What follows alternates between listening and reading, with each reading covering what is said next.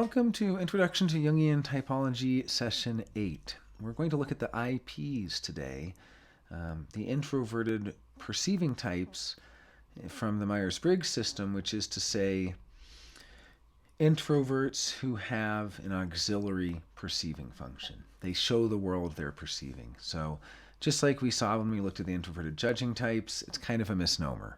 Like if I were to say I'm a perceiving type, what I mean is that I have dominant intuition, and that my intuition, being a perceiving function, because it is dominant, it kind of gives me that quality of being a perceiving type. So I truly am a perceiving type. However, in the Myers-Briggs system, I'm an introverted judging type, because they consider the perceiving or judging to refer to what you show the world. So again, we have that complexity. Questioned whether it would be better to just say the IPs, but I think as long as we understand what we're talking about here, it's okay. So today we're going to be looking at the introverted perceiving types, and I'm excited to go into this. I'm very interested in these types. They're very individualist. I'm kind of an IP subtype of the INTJ, actually. So there's a lot in common.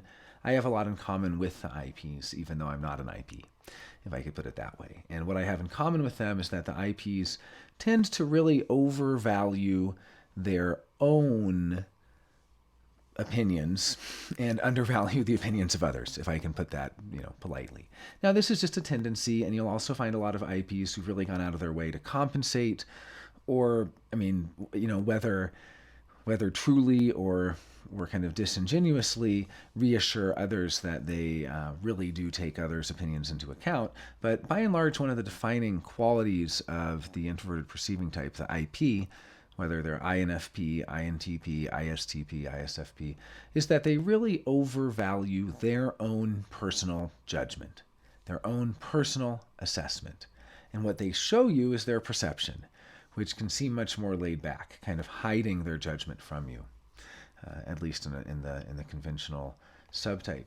Now, as we did before, we're also going to bring in a little of John Beebe, because I'm a big fan of Beebe, and we're going to look at his keynotes for the introverted thinking function and the introverted feeling function, because these are the dominant functions for the possible dominant functions for the IP types.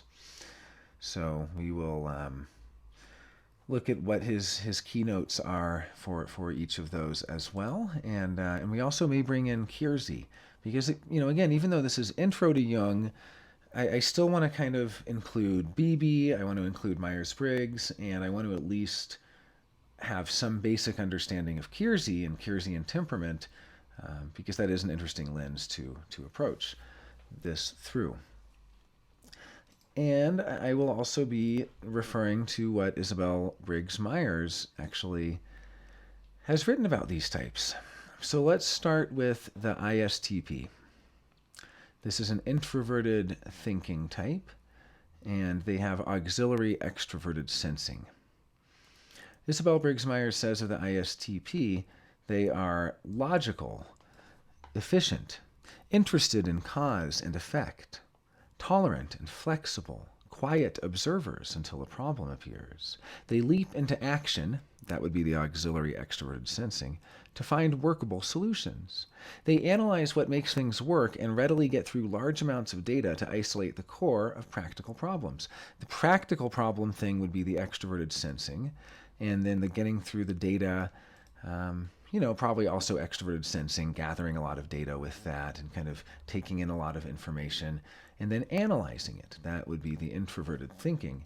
So this is an introverted thinking dominant type, and this is one way to overvalue your own opinion, right? You can either overvalue your own feelings or you can overvalue your own reasons. And this is somebody who's overvaluing their own reasons. They have their reasons, and you might have different reasons, and they might say, that's a dumb reason. That's a reason I don't even agree with at all, and I'm not going to do that. So the IPs, all of these IP types are really individualist, and they're kind of here to maintain the integrity of their own internal judgment that they might not even share with you, because it's introverted judging. Introverted judging. And what they're going to share is their perceiving, right? They're willingly share their perceiving. So this is the exact opposite of what we just saw in the last session. The last session we looked at those who are kind of keeping their perceptions to themselves and they're sharing their judgments. You should do this. You should do that. Don't do this. Telling people what to do, stuff like that. This is good. That's bad. They're kind of more freely sharing their judgments with others, but internally remaining very open. Well, now we're looking at the opposite. These are people who are internally very fixed, internally kind of in touch with their own inner integrity, their own inner core. Not to say that the other types don't have their own form of integrity, but when we're getting to the judging functions, it's the integrity of a judgment, meaning having a standard. An introverted thinking type like an ISTP or an INTP, they're going to have a logical standard. They're going to test things that come their way to see if it matches their standard, to see if, every type's going to do this more or less. Introverted intuitive is going to see if it fits into their worldview. Introverted sensing is going to see if it's compatible with what they already know and things like that. But I guess both are. Introverted intuitive will also check their worldview, what they already know. Introverted sensing will also try to position it within its historical context. I guess my point is just we have a really interesting reversal here. When we looked at the IJs, and I myself am an IJ, we're basically process managers. I'm a process manager where I'm managing the process of life, of different things happening. I'm kind of seeing the loops open, seeing the loops close, and kind of in this world that's more like an ecosystem where I'm seeing all the things happen. And then when people come to me, I make decisions and share those decisions externally through my thinking function, right? My extroverted thinking through a judging function. And that judging function is able to be very efficient in the outer world, and it's able to be very logistical. But it's not like I'm checking if it's logically sound. I'm not checking if it's true or not. I'm not checking. I kind of am, because intuition has some notion of truth or knowing. But my point is, it's so different. I'm like the exact opposite of somebody who has introverted thinking and extroverted intuition, or an extroverted perceiving function. And the way that I'm opposite is that I will happily use my thinking out there in the world to communicate, to connect with people, to explain things, to interface, to deal with the world of symbols and logistical things and all of this sort of the externalized thinking in the world, the bureaucracy of the world. I will readily wade through bureaucracy and deal with all of the legalistic stuff and go through all of the hoops of dealing with thinking in the world. But internally, what I'm doing inside is just managing this process that's ultimately based on observation. It's based on perception. I'm noticing what's happening. I'm tracking things. I'm organizing my observations of the outer world, all of this stuff. And so I'm actually pretty open. I actually appear a lot more judgmental than I really am. Okay, now we look at the IP. They appear a lot less judgmental than they really are. They appear to be very easygoing. They appear to be, they're externalizing their perceptions, so they're sharing their observations with you, but their observations might not really have a point. They're reluctant to tell you what to do. They're reluctant to guide you down the line. Now, this is, of course, not true for all ISTPs. I'm kind of beginning with the classical sort of essence of ISTP, and then we can see, no, due to subtypes, actually, there are some ISTPs that are pretty strongly willing to tell other people what to do. And there are ISTPs that are going way more to the intuitive side or way deeper into the sensory side, to where they actually seem to have a real lack of preference for any other function. So, it is kind of, because we have this range, we have to be careful, but at the same time, I wouldn't want people to think that because there are so many subtypes that there's no point in looking at the actual types. Like, I wouldn't want people to think that we have so many subtypes now that it's all just muddy and meaningless. It's not. It's actually really important to know your type, even just your Myers-Briggs type. So let's just look a little bit at what is said about the ISTP, and we'll just kind of start. Just go kind of line by line and kind of interpret maybe how Isabel Briggs Myers came to these conclusions. Okay, logical. Well, absolutely. Logical is something that you find I mean, in the sense that giving reasons for things and doing things with a reason, asking if we need something to be in there or not. It's kind of like if you're building something and then you say, what does this do? What is the reason for this? How does that work? How does this interact with that? I mean, there is a sort of a logical approach. And then efficient, well, typically the extroverted thinkers like myself are seen to be a little more efficient in the outer world, because I'll tell you, as a computer programmer, having worked with a lot of introverted thinkers, a lot of them are much more interested in ideals and lofty goals of accuracy and software architecture that contains really oftentimes brilliant ways of designing software, but very idiosyncratic and very specific to the individual that's doing it, because it's introverted, and everything introverted is kind of personal. So introverted thinkers, yeah, they can be efficient, and because they're asking, do we need this? Can we get rid of this? Would this work better if we cut out the cruft? So they can be very efficient, but I'll also say they can also be very inefficient. They can be efficient in one sense and then utterly inefficient in a different way. That is to say, in the sort of outer world, they can be really impractical. So even though she's saying here that they can get to the core of practical problems, usually, and I see why she says that, it's because of the extroverted sensing that kind of keeps them engaged with the physical world more than the extroverted intuition of an INTP, for instance. But I also have seen ISTPs be pretty impractical, because that introverted thinking, when it's really favored strongly, like when somebody is so deeply one-sided in their introverted thinking, they can come up with all sorts of conclusions that are true, but not, it's like their refusal to put things together with bubblegum and duct tape means that they kind of hold things to an impossible, pristine standard, and then that can actually be really inefficient. Now, this I definitely agree with. Interested in cause and effect. I always see ISTPs as literally interested in fulcrum points and leverage and things like that. Like literally. My good friend Von Paul, the artist, Von Paul Artist on Instagram, he's an ISTP. And I wouldn't want you to confuse all ISTPs as being like hypermasculine or something. He's a particular subtype of ISTP. When you get into the objective personality subtyping, he is what they call MM, which is double masculine. Masculine sensing and a masculine extroverted judging function, or extroverted deciding function. So without going into the nuance of that subtype, I just wouldn't want someone who's familiar with him to draw the false conclusion that ISTPs are somehow more masculine. There can be very feminine ISTPs and very receptive and gentle ISTPs and stuff like that.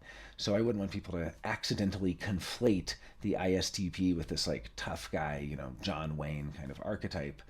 But there are a few of them out there, and I guess my only point is, in mentioning Von Paul, he will literally tell me how to use a pickaxe where I move my arm as I swing the pickaxe, and my movement of my arm lets the weight of the axe itself crash down on the ground more strongly than if I were holding it closer to the top. He like my arm moves closer to the handle, so my arms kind of move like this, and he would demonstrate this to me and kind of teach me how to use the pickaxe.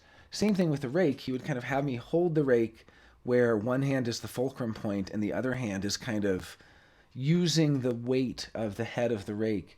So it's just very intelligent. It's like intelligently using physical things in an intelligent way. Stuff like that. Now, interested in cause and effect, absolutely. An extroverted feeling dominant type might leave, I think I used this example recently because it happened to me. I live with an extroverted feeling type. And, they might leave a mirror in the windowsill not realizing that a big gust of wind might blow it off and shatter. And in fact, that exact thing happened. An introverted thinking type will look at that and they'll go, wow, that mirror is going to fall. Now, the funny thing is, Vaughn saw that mirror and saw that it was going to fall and didn't do anything about it. So that shows the reluctance of the ISTP to kind of impose their will on others. And ISTJ, which is only one letter different, but actually is every single function and dichotomy different. So they're very, very, very different. They're different in an extreme way, even though it's only one letter, right? It actually changes everything in the stack. And ISTJ, they might see a mirror that could fall. And if they noticed it might fall, they would actually move it. Or they would say, hey, we shouldn't put that there. You shouldn't do that. Because again, they're externalizing their judgment. So they're more willing to tell other people what to do, what not to do. Well, the ISTP just isn't willing to do that. They don't want to tell you what to do, tell you what not to do. They're kind of like, this individualism doesn't want to collaborate. It wants to just keep to itself. It wants to remain in its own integrity, and they're more interested in keeping their high defenses that all introverts have, but particularly defending against others, getting them to collaborate and things like that. They're very individualistic. Tolerant and flexible, quiet observers until a problem appears. Okay, so tolerant and flexible. Yeah, they don't tolerate logical fallacies. They don't tolerate what they would consider people who don't think things through. They're actually very intolerant of generalizations. They're very intolerant of semantic errors, like people who use words loosely. They can be very intolerant. Now, they might not tell you these things, so they come across tolerant and flexible because they're externalizing their perceptions. They're keeping their judgments to themselves. But if you really get to know them and you scratch beneath the surface and kind of really get in their inner bubble, and if they let you in, then they're going to start sharing their judgments, and you're going to go, wow, they're so annoyed when people are, using language incorrectly. They're so annoyed when people are making generalizations that can't be verified, or when people are making decisions without thinking what the next step will be. They might see a whole series of events play out like dominoes, and then they might be, really annoyed that nobody else sees those domino effects. So again, tolerant and flexible, sure, generally. Quiet observers until a problem appears, then they leap into action. Well, that is true, because I consider the action functions to be the extroverted perceiving functions. And so because they have auxiliary extroverted sensing, they absolutely will leap into action. Now, there are some subtypes of ISTP that will be more reluctant to leap into action. So there will be some that are going to have more of an, analysis paralysis, and they're going to want to reflect more with their introverted intuition and their introverted thinking, and they might even want to consume more information before they act, or they might want to organize more information before they act, or something, right? So there can very much be subtypes of ISTP that are less action-oriented, but yeah, by and large, it's pretty fair to say, quiet, smooth operators watching what happens and then leaping into action when they need to. And having known Von Paul for many years, and him being one of my closest friends, I now feel that I know the ISTP mind very well. Not to be able to generalize from all ISTPs from one, but at the same time, the longer you know somebody and the more you're able to kind of see the weird, nuanced paradoxes and complexities, the more you appreciate how each of these types really is its own animal, and it really is totally special in its own ways, and has all of its own really interesting things that only really that type does. Each of these types kind of really is a bundle of complexities and contradictions and ways that they navigate life. And so when you actually do get to know someone of a type very well, it actually does teach you about everyone else of that type. You actually can extrapolate and kind of know about every ISTP you meet if you get to know one ISTP pretty deeply. But then again, I'm an introverted intuitive, so part of my job is to take a small amount of data and then generalize from that and get really good at assuming things. So, maybe that's more for me. Maybe somebody who's an introverted sense type would actually do better to meet a lot of ISTPs and compare them and contrast them, something like that. Okay. ISTPs analyze what makes things work and readily get through large amounts of data to isolate the core of practical problems. The large amounts of data I'm not so sure about. I'm really not so sure about that. That seems like certain subtypes. Some subtypes will, others won't. Some are really willing to sit and organize stuff. Others just want to skim it and move on. We can't really generalize so much about that. But I do see that they do isolate the core of practical problems in the sense of rapidly determining what's relevant and what isn't through the filter of their introverted thinking. Their introverted thinking function is basically filtering everything and going, that's too general. That might, now that's a good idea. Let's return to this idea and stuff like that. It's kind of going through and thinking through all the different ideas and thinking through the different outcomes and playing out different scenarios, noticing logical fallacies, noticing where somebody has made an assumption, noticing they're very legalistic, noticing something technical like, hey, I'll buy you lunch if you go do this, and then you like do it, and they're like, no, I said if you do it in this specific circumstance. You know what I mean? That's kind of like this. They really enjoy those language games, and they really enjoy. Sometimes anyway. There are other ISTPs who are probably more on the sensing side, who are a little less linguistically oriented, I guess you could say. Okay, well, let's go on to the ISFP now. Isabel Briggs Myers says these people are quiet, friendly, sensitive and kind, present. They value privacy. They don't like deadlines or work pressure. They're loyal and committed to their values, as well as being committed to people who are important to them. They dislike disagreements and conflicts and won't force opinions on others. That's kind of my addition here. Free to be you and me, like INFPs. And I guess that's true of all the IPs, really, because ISTPs, INTPs, they also tend to kind of cherish this individualism, not wanting to be forced to collaborate, not wanting to be forced to do things the way the others do. Like an ISTP or an INTP who is working on a computer project might be pretty resistant to being forced to change their coding style, change their way of doing it, change their naming conventions, change the way that they do everything. Basically, they're going to have their own idiosyncratic thing. They might not want to have to adopt what the group does. Well, I'm an extroverted thinker. I join a new programming project. I look at what is the convention? What are the other people doing? And I adjust and follow what they do. So the ISTP is going to be pretty resistant to do that. Well, the ISFP has their own version of it, but around feeling. They're not going to want to have to give in to the group feeling, what the group likes and dislikes. The group might be really into sports. The ISFP might not want to go along with that. They might not be interested in sports. They're interested in what they're into. And they're going to have very high defenses that are really built up. So all the people saying, you should check out this music, and you should do this, and you should do that. All these IPs have very high defenses that prevent others from really getting through. If the IPs have one blind spot, it's that they overvalue their own opinions and undervalue that of others. It would take many other people to kind of convince them to reassess their conclusions. They've come to their judgments. They're showing you their perceptions. They're hiding their judgments because their judgments are not up for discussion. It's not like they're going to present their judgments to you and then you can judge their judgments and tell them how they should change. They don't even present their judgments to you. They keep their judgments to themselves. They hide their judgments. You just pick up on it because you feel silently judged, right? But then they're showing you the quiet, friendly, sensitive, kind face. And it doesn't mean that they aren't quiet, friendly, sensitive, and kind, by the way. They actually are. I mean, we can't just imagine that people are sincere or disingenuous or this or that. It's all of it. It's all of it, right? Yes, ISFPs really will be friendly, sensitive, and kind. They will also continue to present as friendly, sensitive, and kind long after they have internally changed their judgment of you and devalued you in their eyes.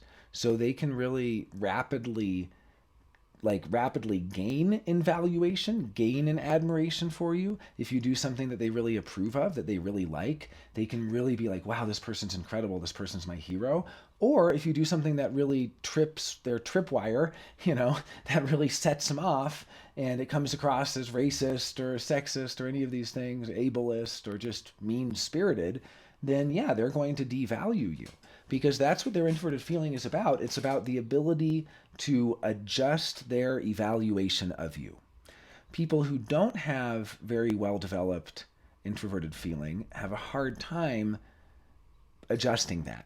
They might think you're the world of you and you might do something terrible and they still think the world of you.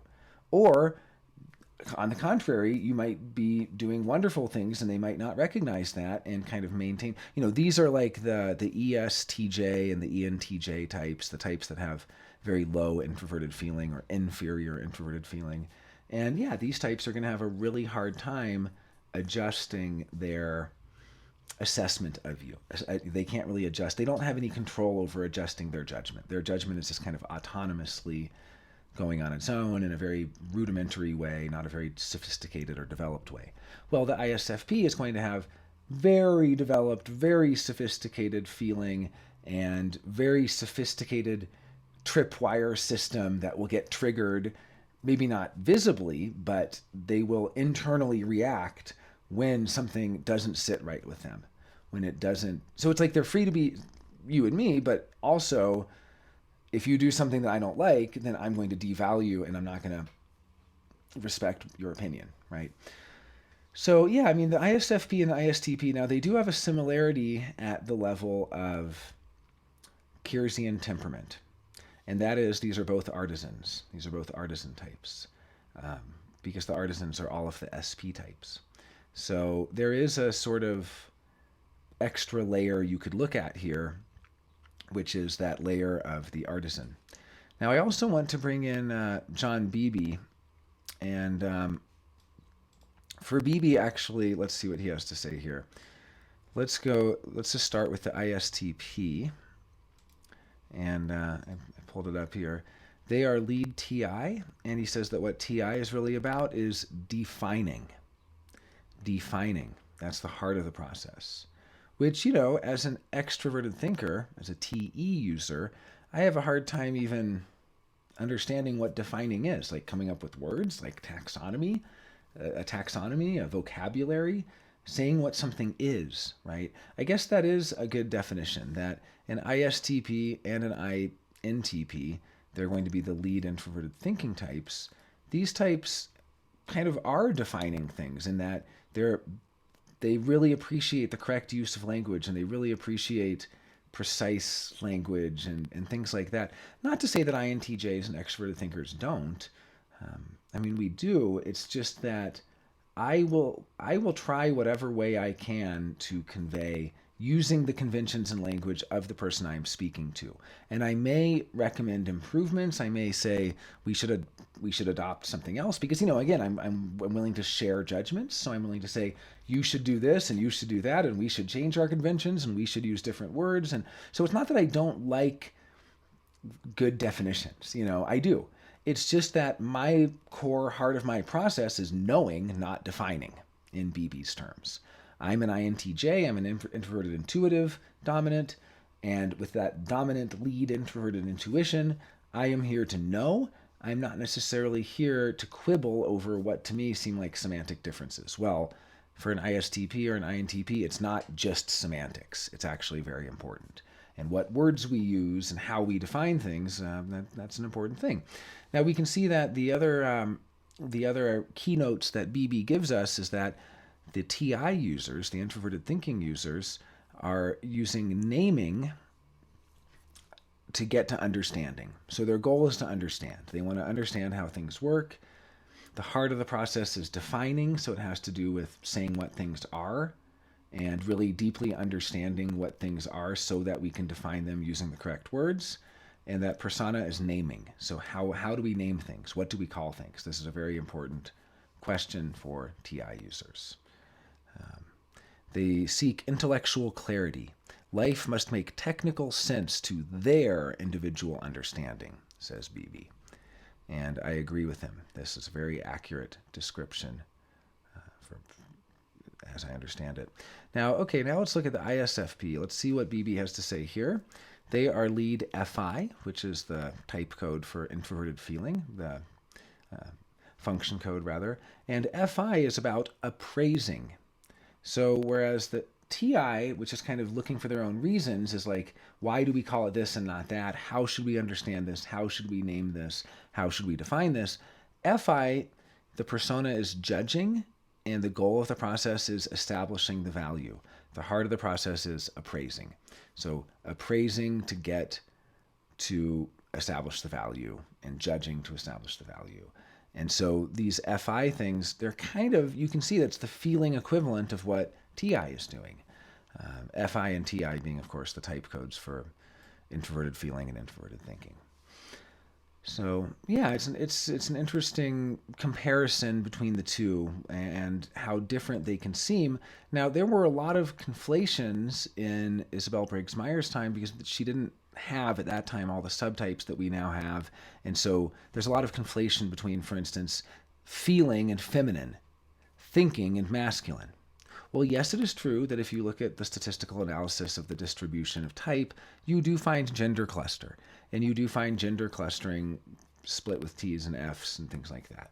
So there's some truth to that, and yet I think there's a lot of mistypes where you could have a very feminine ISTP who would be mistyped as an ISFP, and vice versa. And so, I mean, this gets into a lot of the complexity of the subtyping, which I don't think we need to go into in depth, but it's simply to say they are similar. They're obviously very different in certain ways. I mean, feeling and thinking are very different, but they're also very similar in that their commonality is that they really are developing their own personal taste, their own personal aesthetic, their own personal style. It's funny because it's very commonly known that a lot of ISFPs are musicians and a lot of INFPs are writers. And there's also INFP musicians and actors and I mean, it's just those introverted feeling ISFP, INFP types are like really overrepresented, particularly with the INFPs being much more linguistic, which shows that the intuitive and particularly extroverted intuition seems to have more of an association with fiction and a lot of, a lot of writing that is using a lot of imagination and things like that, and world building and all of that. Now, that is kind of commonly understood in the typology community. What is not commonly appreciated in the typology community is that introverted thinking is pretty much the same in that regard. I mean, it's true that you don't find a lot of INTP and ISTP writers and so on, but you find actually a lot of musicians, a lot of filmmakers, and there's probably more than we think because there's probably a lot of mistyping out there. But even more so, my point is just when we think of introverted feeling dominant people as people who have a very well developed aesthetic of their own personal aesthetic, well, so do introverted thinking types. They really do. Their aesthetic might be crude from the perspective of feeling, but it is an aesthetic and it is developed, and it's a thinking aesthetic. It's an approach. It's an approach to problem solving. It's an approach to how they think about the world, how they see the world. So, yeah, I guess there are more hidden similarities than one might think. Okay, so now let's look at the INFPs and the INTPs. So these are going to be the same dominant functions, and then the difference is that we are dealing with extroverted intuition rather than introverted intuition. And of course, the opposite attitude of sensing as well. So this is really very similar to what we've already looked at, but we switch this polarity basically. We now are looking at the extroverted intuitives. So these are people who have introverted sensing, more similar to the ISTJ and the ISFJ. They have that introverted sensing, so they're going to have an inner journal of affectively charged sensory experiences compared to the types we were just looking at, which had introverted intuition, which makes them more have an inner journal of realizations and things like that. So let's see, we have INFP here. Idealistic, striving to live a life that is congruent with their values. Curious, quick to see possibilities, adaptable, flexible, and accepting unless a value is threatened. See, very similar to how the ISTP is tolerant until you say something they think is that violates their logical measurement, their logical tripwire that's always on alert, like a vigilant security guard checking every statement to see, could this be true? Is this true? Is this provable? Is this logical? Is this congruent with other statements? Is this something that is too general? So oftentimes the introverted thinking types don't like a lot of generalizations. Even if I say they don't like generalizations, they start to kind of come up with exceptions to that. So yeah, I mean, the INFP, very similar in that regard, accepting a value unless it's threatened. I think this is common to all IPs. I think this is basically all IPs. Can be catalysts for implementing ideas. That's an interesting statement. I mean, they mean like they themselves aren't going to implement it because that's the extroverted thinking. But, well, or actually, that's actually the keynote BB gives to introverted sensing. But either way, their introverted sensing and their extroverted thinking being lower in the stack, maybe they themselves aren't going to implement it and deal with all the logistics of that and all of the interfacing of that.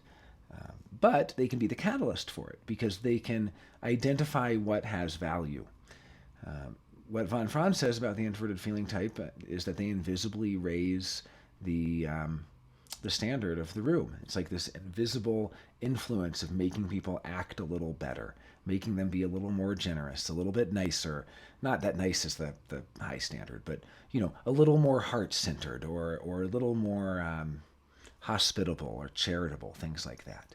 Yeah, even using a term like nice is such a generic, homogenizing kind of term that I think that feeling types, particularly INFPs out there, they really are careful about language, and they would never say that they're trying to make people. They might say they wish people could be nicer to each other, something like that. But they usually would have a much more evocative, richly nuanced way of describing it.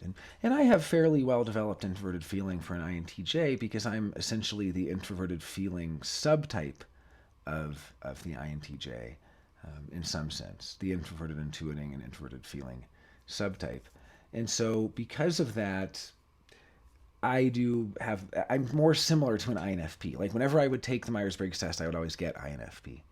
So, and people sometimes think I'm an ENFP, sometimes INFP. I get ENFP a lot when people try to guess my type because I am a kind of unusual subtype of the INTJ that does have a strong sense of my own personal values and a willingness to sort of try to maintain a high standard and silently judge people until they act better and stuff like that. Maybe not so silently, because I do have that extroverted thinking of the INTJ higher than the INFP, which means I'm more willing to express my opinions to others. Whereas the INFP, as von Franz puts it, can be madly in love with someone and not tell them, because as Rilke said, himself thought to have been an INFP, although I actually think he was an ENTP. But in any case, she uses the line from Rilke of being in love with someone and it's none of their business, basically.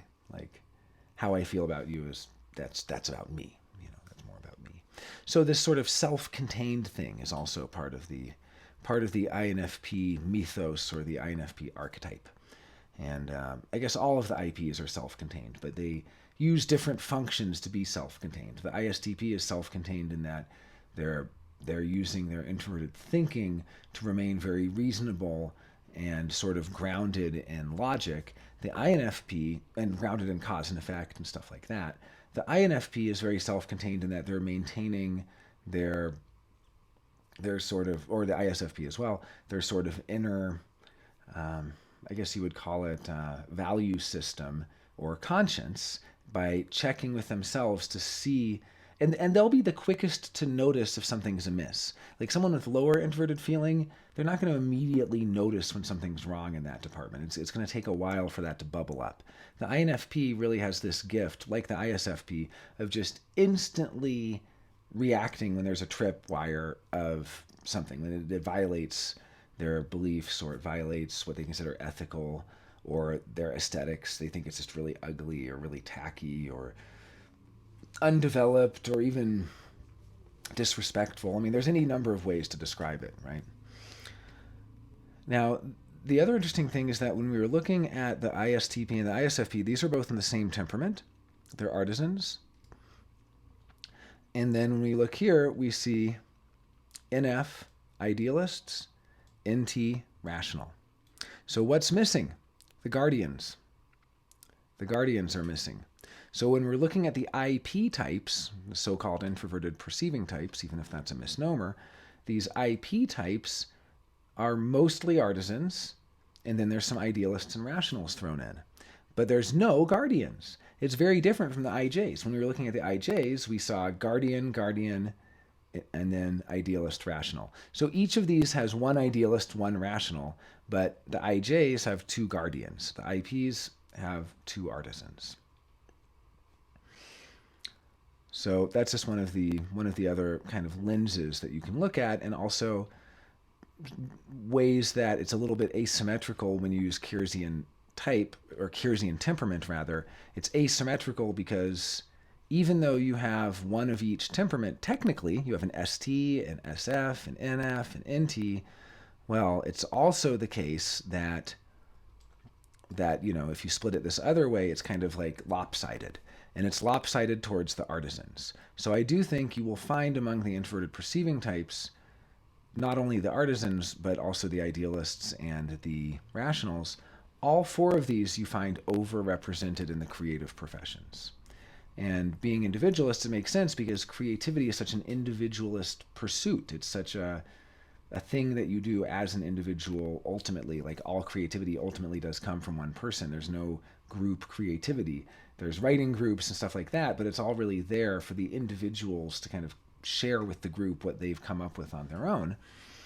So there's no real collaborative creativity. You can collaborate to make the creative vision into reality, but you're not really collaborating in the creative act itself. Even when you collaborate, you kind of divide the labor so that if there is some creative impulse needed, that creativity is an individual effort. So I guess I'm just saying, I think all of these IP types are going to be overrepresented in the arts.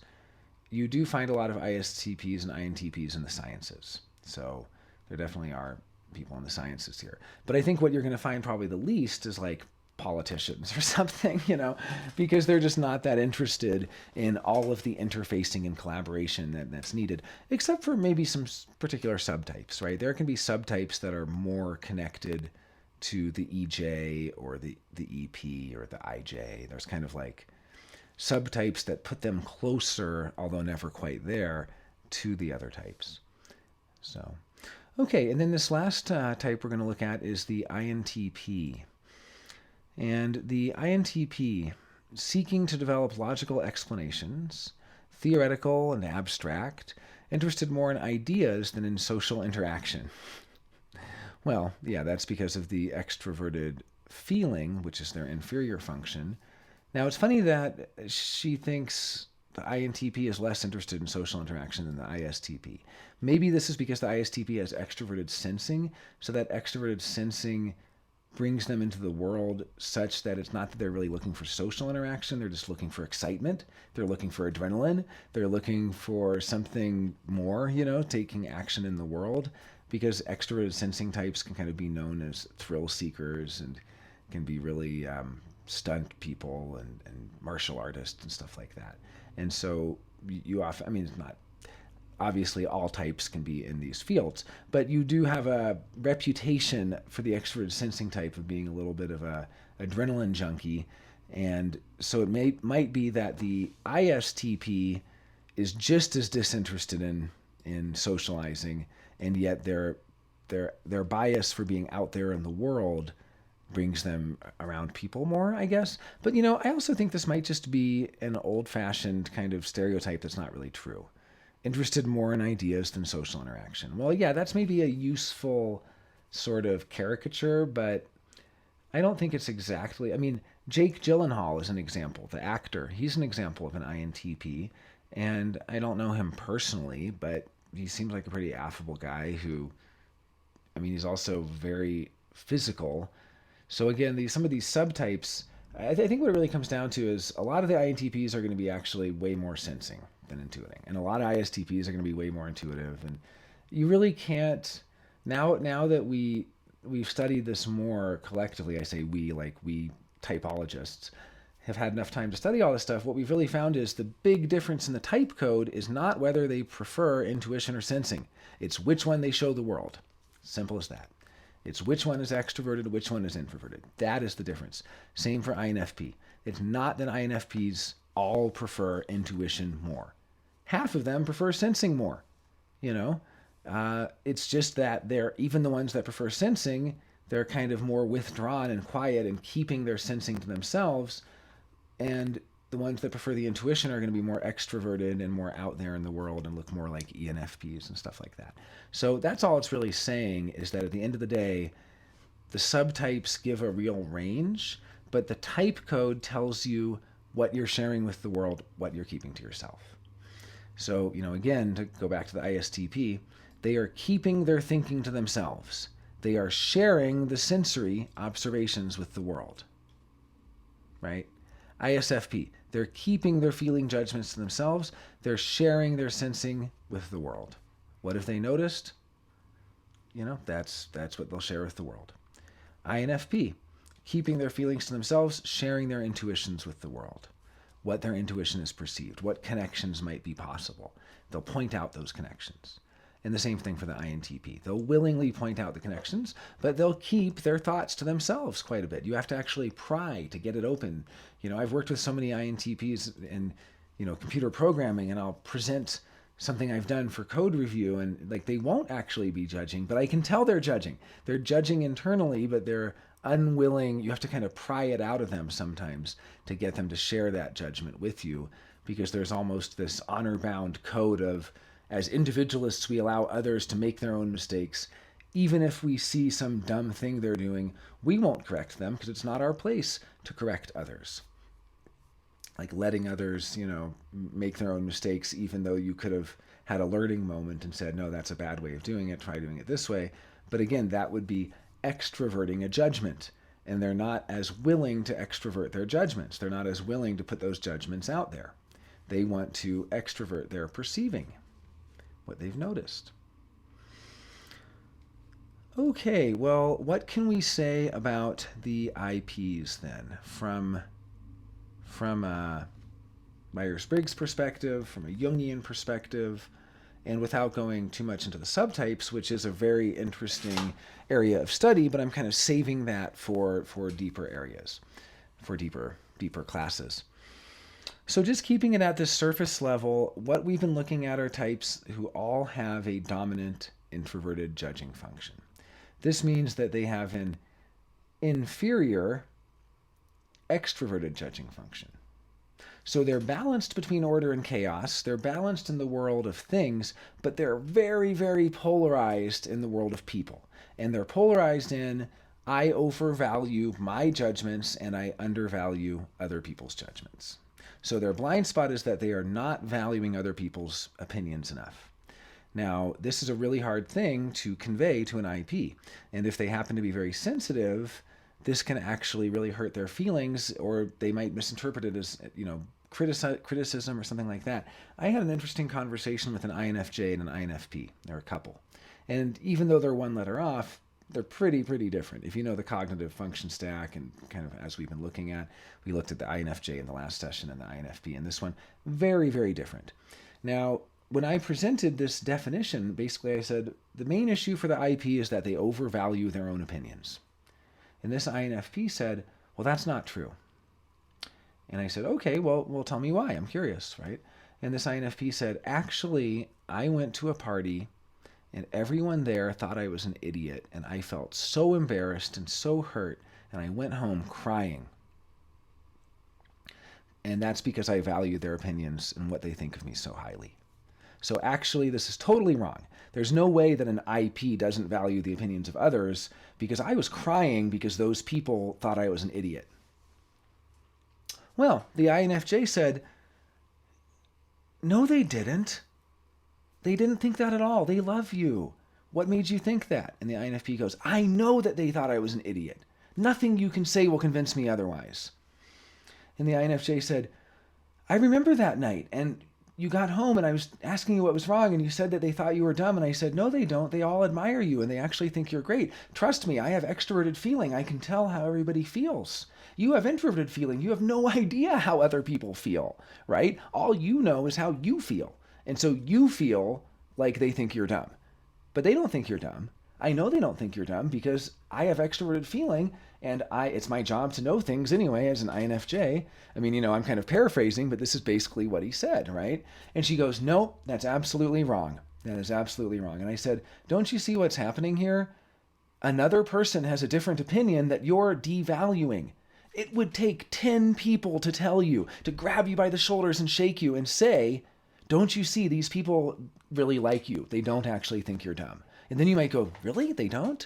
But until that happens, you're overvaluing your own judgment so strongly that you don't let any other judgments in. And then you have this whole PR cover, right? This whole PR ad campaign that goes, I value everyone's opinions. I value your opinion, and I value your opinion. And the truth is, they don't value anyone's opinion but their own, because that's their job. That's their job. It's a division of labor. There's nothing bad about it. Like, somebody needs to have a backbone. The IPs have a backbone. They have a backbone in the sense that they will really remain true to their inner standard, and they will remain totally individualist, impervious to any influence and corruption, really. They don't want to be corrupted. They don't want their integrity to be corrupted. INFPs don't want to sell out, they don't want to be too popular and then have to like make compromises and sell out to be more mass appealing or something like that. ISTPs don't want to have to change their conclusions and the way they've done things, change the words they use, change their vocabulary.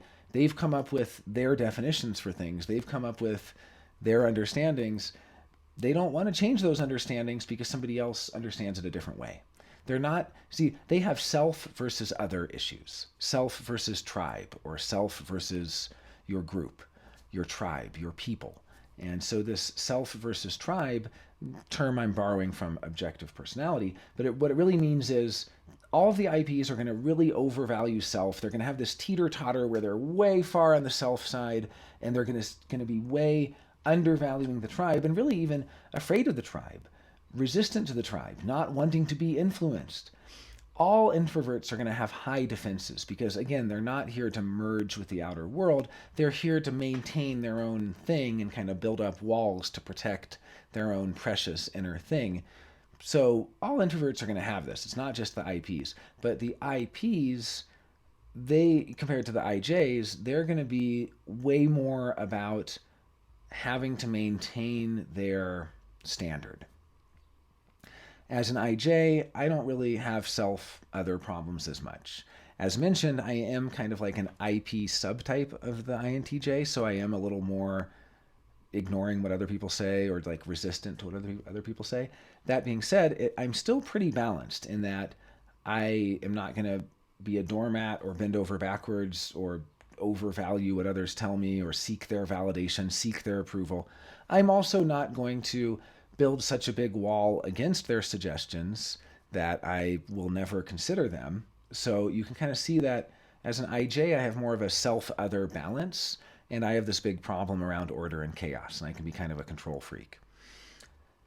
Well, these IPs, they are pretty balanced in order and chaos for the most part. Yeah, depending on subtype, they're going to prefer one or the other. They're going to be more comfortable with familiarity, or they're going to be more comfortable with variety, stuff like that. But, besides those differences, their big problem is their self-other thing. They just have this big self-other issue. And the self-other issue, if you are an IP or if you know an IP, you can kind of see it play out as, because I'm an IP, I don't have, and I'm not an IP, but I'm just saying, I'll kind of pretend to be one. I'm an IP, so I don't have the way to tell how others feel about me or what they think about me because I don't have a very well-developed interfacing function. So I'm kind of in my little solipsistic bubble where I don't really have a good sense of what other people think of me or how I appear to them. Then I get my impression, and my impression is what I take to be truth. And it's either my thought or my feeling, but either way, it's like universalized into this reality, even though it's just a very personal thing. So, so because I'm an IP, so I have no idea what you think of me. And yet what I do know is my own opinion of what I would imagine you think of me, right? But what I imagine you think of me might be totally inaccurate. Totally inaccurate. So again, there's a strong suit, but there's also a weak suit. And the strong suit is ushering in the creative individual voice into the world and like making all of these incredible things that you can only really do on your own. The negative suit, the negative side, kind of the shadow of it, is the inability to collaborate, the inability to interface, a huge difficulty with bureaucracy, a huge difficulty with convention and custom and tradition and all sorts of things that, I shouldn't generalize because tradition could be introverted sensing and, there can be INTPs and INFPs with pretty well-developed introverted sensing. But by and large, these IP types just have problems with groupthink. They don't want to lose their individuality in the group. They're afraid of the mob. They're afraid of losing what makes them special and different. They don't want to think like everyone else. They don't want to be another cog in the machine. They don't want to, I know an INTP who there was a whole thread and everybody was making comments of the same kind. It was, like, wow, I love your dress. Oh, your dress is amazing. This and this. And she made a comment that was so hilarious. I wish I could remember it. But it was like, you really had to like think twice or even like think 3 times. Like you had to go like, huh? And then you kind of get it. It's like a pun or a trick where she was like talking about the background of the image and she was kind of like, why is the fish flying when it could be swimming? And it's like there's a fish on the wall and there's like a pool or something, And so the INTP is like noticing this and saying, should the fish fly or swim? And everybody else is like, you have a great dress. It's totally different. But the INTP doesn't want to fit in to some homogenized, nice dress. And, I know Von Paul as an ISTP is always saying, nice, huh? Is it also really good and awesome? So he's always kind of like, making fun of the unthinking use of language in a homogenized way, making fun of just the way people don't think about things and they don't think things through. Because, to have a thought is not the same as to use the thinking function, in the same way that to have a feeling is not the same as to use the feeling function. So these introverted thinking, introverted feeling, these are people that are really putting a lot of effort and labor into internally processing and digesting things, even if it is kind of a passive process, but passively allowing these thoughts to continue or feelings to continue on and to sort of reevaluate and adjust and all this stuff.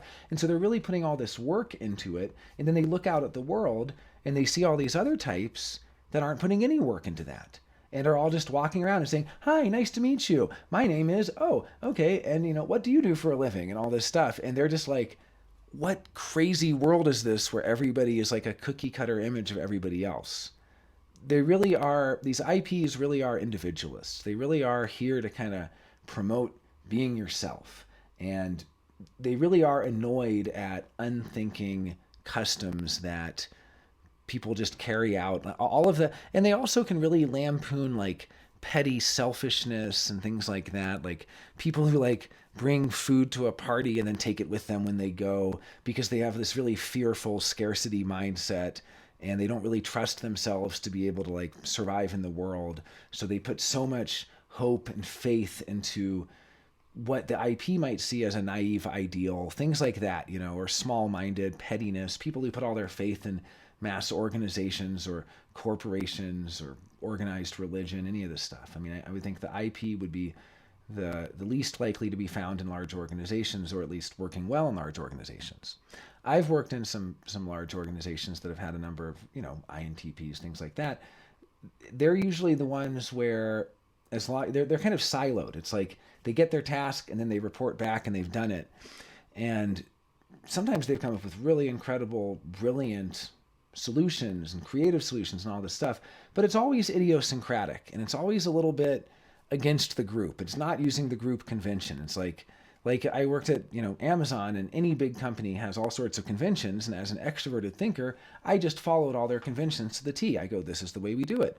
Okay, great. This is the way we do it. I accept that and I follow it. I might offer some recommendations to improve it. I might even put my own standards in place, but I work with what's there. Well, the IPs, they'll read all that and you'll say, cool, you're going to follow the convention. And they're like, yeah, great. Okay, great. And then, they give it back to you and they haven't followed it at all because they don't care. They don't want to do things the way other people do them. They want to do things the way they do them. So it really is this, it's important, right? Like we have to kind of, when we're thinking about these types, we have to not be like, oh, that sounds crappy. Like, oh, that's a bummer. Like, that's a bummer. They don't know how to work with people. We need to see the other side of it. People that are really good at working with other people have a really hard time on their own coming up with really creative solutions to problems, right? So these IPs have a great advantage in that they're able to work long hours on their own, not collaborating with anyone, and come up with totally unique solutions nobody else has ever seen before, come up with new genres of music and new art forms and, new ways of doing things and all of this stuff. And they're really good at it. That's just like what they're kind of here to do. So we just have to keep in mind when we're looking at these types that it's not, it's not that one type. I mean, yeah, each type has its own difficulties, right? IPs are going to have a hard time with the group.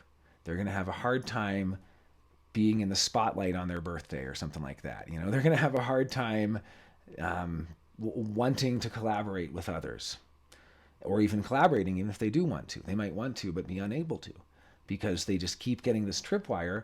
But then, through growth and through understanding and through patience and slowing down, all these things, they actually can be great collaborators. It's just that the collaboration has to occur through the slowing down of the IP, so that they stop holding everything to such an impossible standard, and they kind of allow their ever vigilant standard to lapse a little bit. And that is where they can meet in the middle with other people. So if you're an IP, that's kind of your growth, but that's really reserved for the second half of life, because the real skill of the IP is being able to just say, I don't care what anyone thinks, I don't care what anyone wants, all I care about is what I want, all I care about is what I think, all I care about is what I like. And that might sound selfish, but it's not. It's just a division of labor. That's what IPs are here to do. So if you're an IP, be empowered to do that. And if you're an IP in the second half of life, after the age of 40 or 50, then yeah, maybe you will be developing the ability to collaborate a little more. All right, that's it for now. Thanks for watching, and I'll see you next time. Take care.